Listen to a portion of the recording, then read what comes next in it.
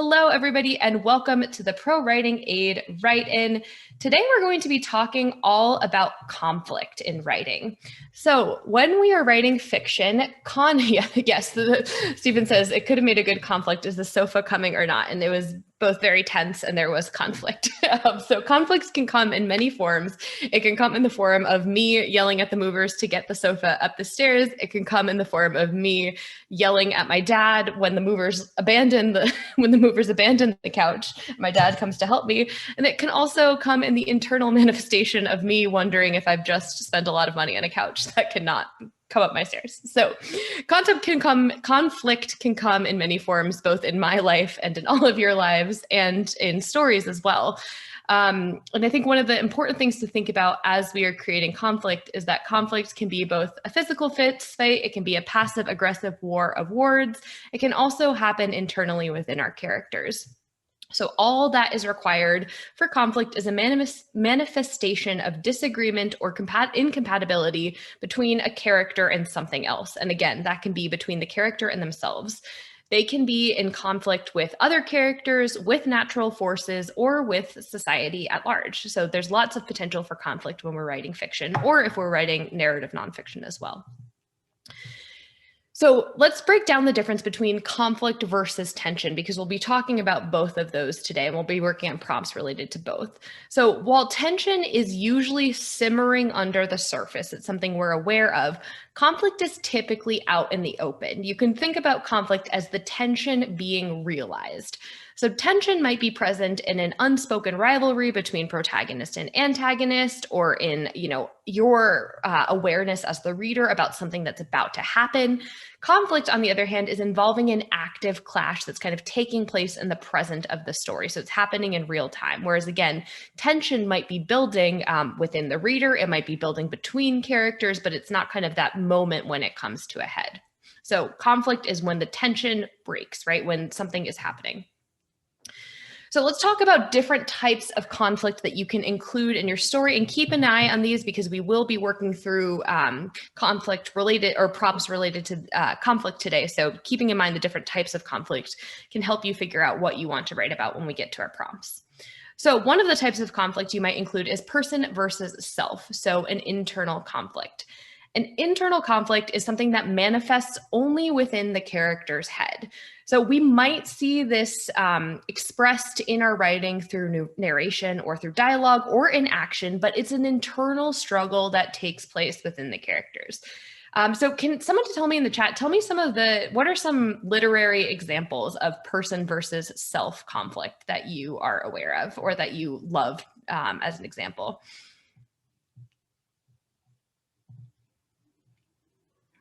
To be or not to be, yeah, that's a great one. To be or not to be. Yes, exactly. Telltale Heart, yeah, Telltale Heart is a good one. Crime and Punishment. Jekyll and Hyde, yep. Yeah, Jekyll and Hyde is funny because it's like a person, it's like person versus self kind of coming out, right? Yeah, these are all great ones. Yes, so person versus self, this is a type of conflict that happens in many stories, right? And what we're seeing in the chat examples are also examples of when these are playing out in both the protagonist's narration, right? To be or not to be being a great example of that coming out in narration and in self-dialogue, but then also it plays out in the protagonist's actions, right? And Andrea says Edward Cullen in Twilight, right? Which is a good example of like person versus self conflict coming out in your dialogue with another person, right? So your characters are ultimately having Darcy towards Lizzie, right? All of these are characters that have this kind of internal conflict that's manifesting and in some cases causing more conflict with other characters, right? So one of the things I want us to think about is that conflict can cause more conflict. And a lot of times internal conflict is going to end up causing the external conflict as characters battle with others based on, their own internal struggles. Which brings us to, of course, person versus person. So person versus person is in many ways the simplest and most common form of external conflict. So when two characters are in conflict with each other, we see this in very simplistic narratives as good guy versus bad guy conflict. as children, we are kind of introduced to this as the, very, very basic kind of form of person versus person conflict, right? Good guy, bad guy. But, as we grow up, we often realize that conflict is more nuanced than just a kind of black and white protagonist and black and white antagonist. And yes, exactly, as someone was saying in the chat, like this becomes manifest in characters like Darcy and Lizzie, right? So Darcy has this internal conflict, which we talked about before. Mr. Darcy has this internal conflict, and then it manifests in terms of this person-to-person conflict, right? So it's not always as simple as good guy and bad guy. Typically, when we see a person versus person conflict, it then manifests because of that internal conflict that another character had. So person versus person conflicts are super common. It's going to be really rare that you don't have an interpersonal conflict, at least somewhere at some point in your story. And Daryl, I was going to say the same thing, like Marvel movies or any kind of comic book where you have like a hero and a villain. That's a very, very good example of, and a very clear example of good guys and bad guys, right? And as we can see, as we grow older, right, Marvel movies and stories about comics and or Star Wars movies, all those types of narratives are still really popular. So even when there is a clear good guy and a clear bad guy, you can have nuance to make those characters shine, right? So even if there's, even if it's black and white as it is in Star Wars, where there's like a very clear, like the light and the dark, right? You can still have nuance in your characters, and you can build a whole movie series around the nuance that made those characters bad guys, right? And again, I want us to think about how those tie into each other, right? The person versus self conflict often ties into person versus person. It's very, very rare that people are just fighting in these external conflicts just for the sake of fighting. And again, if you have a conflict where you just are having person versus person without any of that kind of context of what the characters are thinking internally, what their internal conflict is, then it'll be challenging. And just seeing in the chat, looks like some people are missing some responses. So just make sure that if you are talking and you want everyone to see your response, please select from to panelists and attendees. It's in the drop down right next to the to button. So that way everyone can see it. It defaults to panelists. So you'll have to actively change it to panelists and attendees for everyone to see. Okay, so other types of conflict are person versus nature. So person versus forces of nature is a good example of an external struggle that can raise the stakes in a story. So someone had mentioned Old Man in the Sea before. It's another good example of person versus nature. Robinson Crusoe is another great example.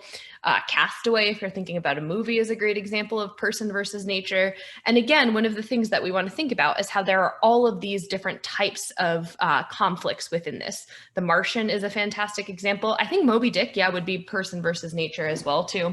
And again, within all of these, it's not as simple as like, this is a person versus nature story, right? There's person versus nature, and then there's other conflicts that happen too, right? Lord of the Flies is a fantastic example of how there are conflicts, right, around all of these different things, right? You're fighting with your surroundings, you're fighting with yourself, and then you're also fighting with other people, right? So the conflict often feeds off of each other and creates more conflict, which is how you get all of this nuance.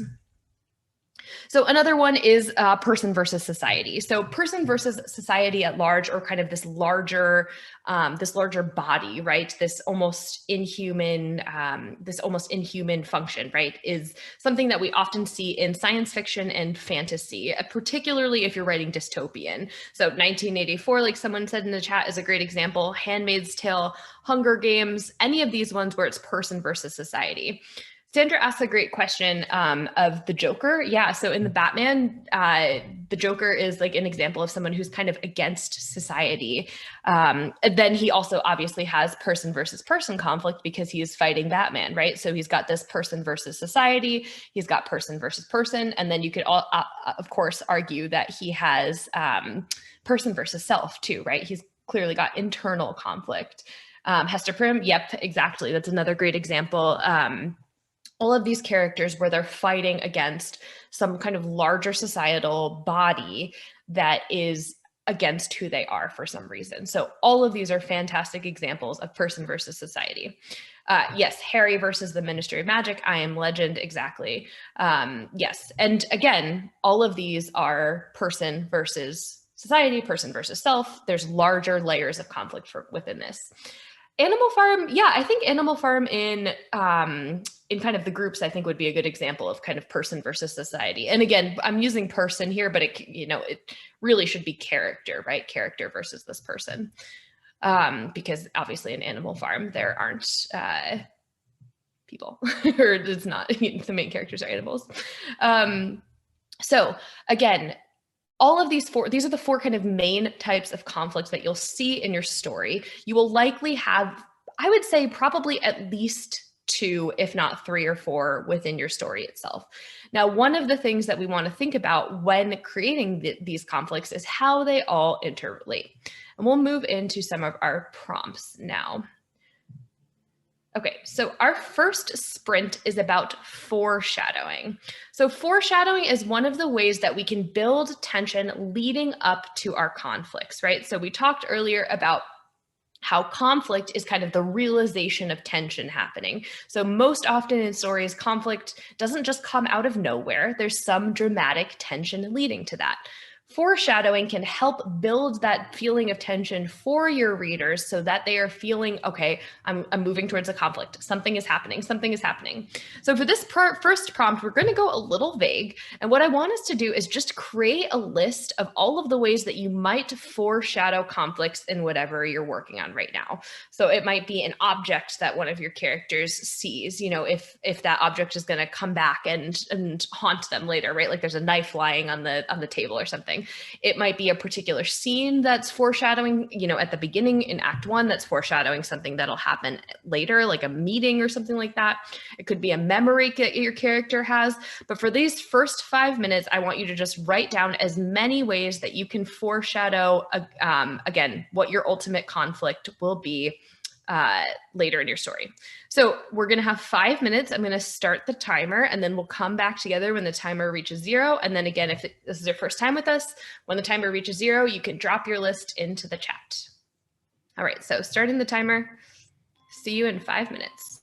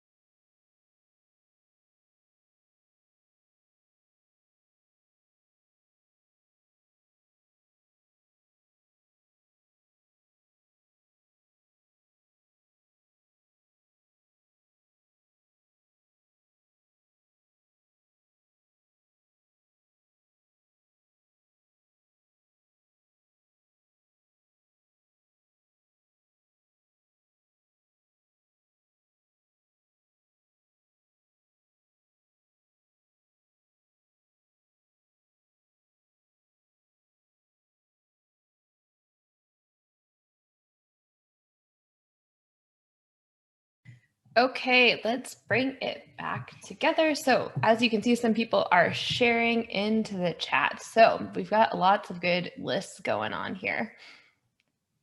All right. So we had a small spider crawling along the wall, something that was accidentally sent, but that's a good one. I feel like that's that happens in the second Harry Potter book, right? Like they see the small spiders kind of crawling around, and then that foreshadows the fight with Aragog later, or the conflict with Aragog. Okay. So someone's reflecting on the life of another character and the similarities and changes that affect them both. Jack's got the main character's fear of acid rain, using cream on his face. Interesting. And how he knows the main policewoman. Ooh, Barbara's got some really vivid imagery here. Vines curled, even snarled around the tree trunk. Really great vivid imagery. The bat dived, missing the souffle as the puff exhaled. Awesome. Miriam's got a march going past the main character's window. This feeling of being watched, references to how safe and remote the location is. That's a really common kind of movie trope, right? We see like, oh, we're in the middle of nowhere. Look at this idyllic place. No one will be able to find us for miles, right? Yes, that's a great one. Okay, so we've got an odd comment by a spouse, eerie sound, barking dogs, strange flickering lights, people running or shouting. Yes, silence instead of chat at mealtime. That's a great one because, and so many of these are so solid, but I think one of the ways when I'm thinking about how to describe tension in my writing is like, how do I feel tense, right? In personal situations. And so, you know, if you sit down to dinner and nobody's talking, right, that immediately ratchets up the tension of your dinner because you're like, why the heck isn't anyone talking to me? So if you're stuck on like simple ways to do this, that can be one. You know, what do I experience in my personal life when I feel tense? Okay. Red skies in the morning, sailors take warning. That's one of my favorite quotes. Yes. And that's a really subtle way too, right? Like you don't have to say necessarily red skies in the morning, sailors take warning as a way of showing that the day is going to be challenging. But if the characters wake up and see red skies, that association with that quote that many of us have is going to kind of give that hint that something's going to happen. We've got some oracles. Obviously, oracles are great, great kind of mythical uses of that. An object that shocked and burned the main character, newspaper pages. We've got some really great options here. And I love how different everyone's gone, different directions everyone's gone in. We've got, yeah, dreams, motifs. Yeah, great list of ways you can do it, Marv. Backstory with a character from Katie. Ooh, unnecessary fire in the study. And then saying, I like the sound of things burning. Daryl, that's intense. A sudden feeling of dread, right? Powder on the center. Yes, powder on the kitchen centerpiece. Amazing. These are fantastic. Okay, great work, everybody. Okay, keeping this in mind, let's go ahead and move to our second sprint. So in our second sprint, I want us to think about ratcheting up tension towards conflict by placing a time limit on an action your character has to undertake. So we've talked about tension being that feeling that your reader or your characters or both are experiencing before the conflict comes to a head. But adding a ticking clock is one of those ways that you can increase tension, increase stakes, and again, then make that ultimate conflict that much more kind of explosive and that much more destructive, right? That much more weighty. So one of the things I want us to do for this prompt is brainstorm how a ticking clock can affect your story, or if you prefer, write a scene in which your character is under a time constraint. Now, The ticking clock does not have to be literal, right? It does not have to be this counting down timer that we have. It can be figurative, right? So if you're writing a crime story, it could be that they are racing to find the killer before the next victim is murdered, right? Or if you are on that ship that has the red skies, right? Maybe they're trying to get to port before the storm breaks. So it doesn't always have to be a literal ticking clock, though of course if you're writing like a heist story or something like that where they're actually trying to beat the clock or something, that's fine too. But what I want you to do here is think through how a ticking clock or some element of a deadline can affect your characters. So you have two options here. Again, first you can brainstorm, or you can write a scene in which your character is under some type of time constraint that relates to conflict in your story, or you can do both. We have a little bit more time for this one. We have 7 minutes. I'm going to start the timer now. See you in 7 minutes.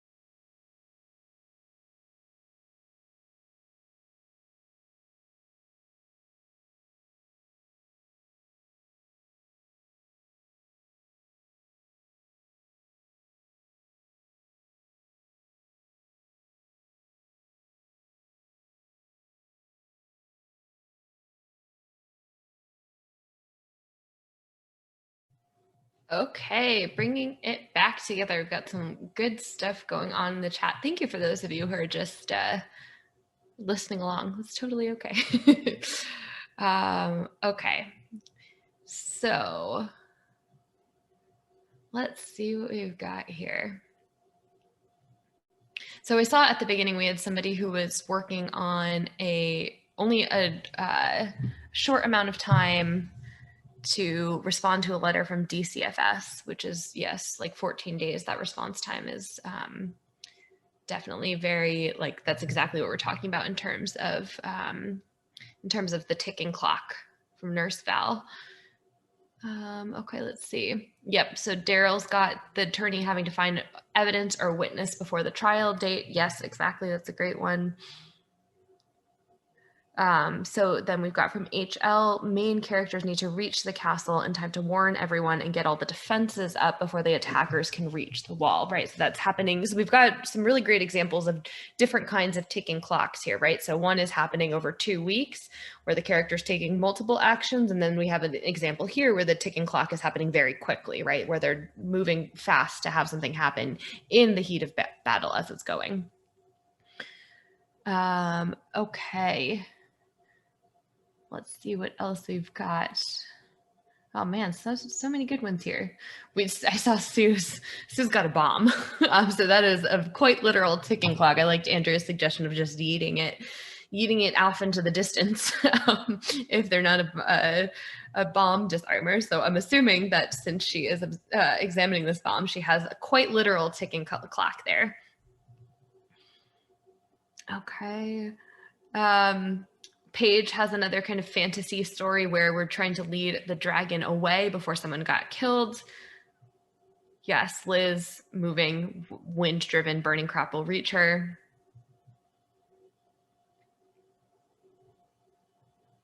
Awesome. These are so good, guys. I hope when everybody finishes these books that you tell me so I can read them all. All right, handing in the thesis. Yep. Will he make it? This is Stephen. This handing in the thesis is too real. I've lived this life. Oh man. Great. All right, great job. Okay, so we have enough time. Let's go on to our next one. Oof, waiting in the bathroom for a pregnancy test. That is definitely tension. Rent is due. That's another one. Yeah, and it's so important here. I think there's so many ways that you can increase tension, right? Someone box between us says coffee percolating or tea pot ready to boil with a pan ready to boil over. That's a great example of a ticking clock that doesn't have a ton of stakes to it, but it still gets that feeling of tension across, right? That's one of the reasons why movies use that so often. Okay, awesome. All right, let's move on. So we have time to our final prompt today. So our final prompt today is to think through what we've been chatting about, inner conflict and external conflict. So as we talked about, I don't know, I wrote prompt twice. Sometimes internal conflict and self-doubt can be layered in through character development and used to build levels of tension. So in Hamlet, the main character wants to avenge his father's death, but he's beset by self-doubt, paralyzing indecision, strain. That obviously then manifests in terms of external conflict as well. So what I want to do today for this final prompt is to write a scene in which an inner conflict, so a person versus self conflict, comes into direct external conflict with either person versus person, person versus society, or person versus nature. So you can pick from the 3 other types of conflict, but the first one we're going to do is person versus self. Again, so person versus self, somehow that's manifesting into an external conflict with person versus something else. Okay, so versus other person is one example, versus society, or versus nature. So you have 10 minutes for this one to write a full scene in which there are 2 layers of conflict going on. I'm going to start the timer now.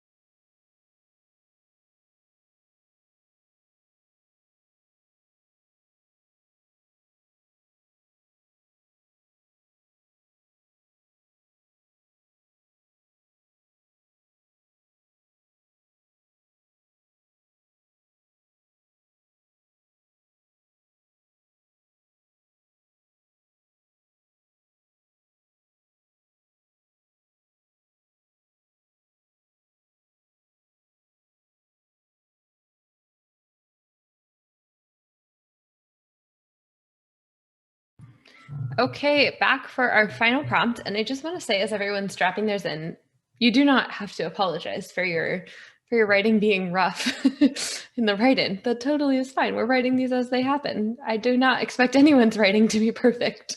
I would be worried, honestly, if they were perfect. So please do not apologize for anything being rough, or even have to say it's rough. Obviously, that's okay. You don't want to see what I'm writing. Okay, let's see what we've got in here going on. A lot of people with self-doubt.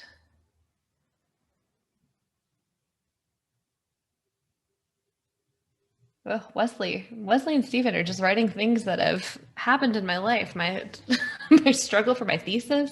When you're in that period where you're dating someone and you're like, I don't know, are we dating? What's going on? Very real.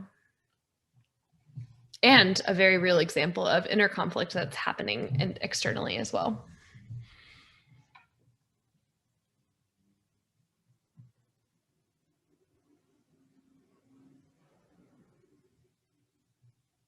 Katie's got a great example of the main character avoiding talking about her past, but then facing down a former commander and jumping into a conflict between the main character and their friends.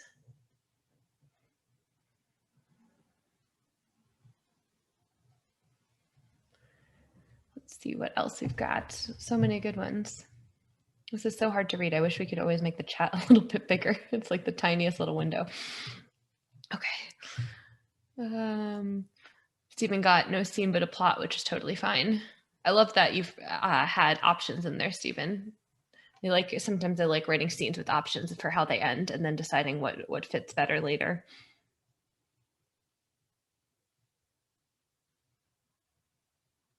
Okay, let's see what else we've got in here.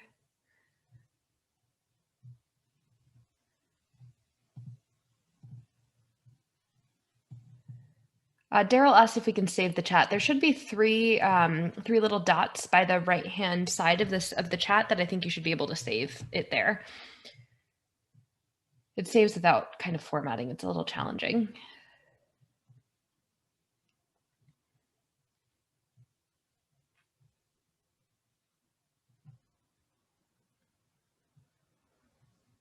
Oh, so W.A. Simpson has one between the character trying to publish and then getting into kind of a fight. And yeah, Wesley, I have the window expanded. It's just the font is kind of tiny still. When I'm trying to read them all so quickly. Okay.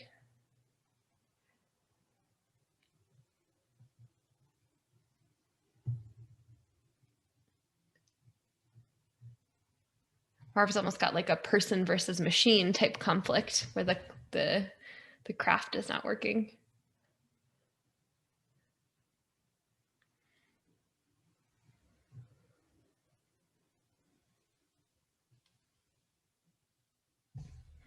Oh yeah, Katya has a great person versus self kind of worries, but worries about what will happen in the future.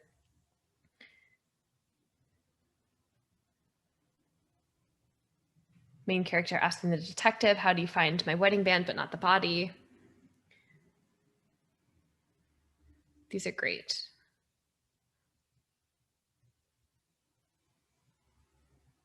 The craft is working with the pilot not so well. That makes sense, Barb. All right, awesome. These are fantastic, everyone. That is, I think, the last sprint that we have time for today. So thank you all so much for joining with us, for participating. We will have another one of these next month, which I believe is about, I don't remember. Let me check really quickly. So our session next time will be about subplots.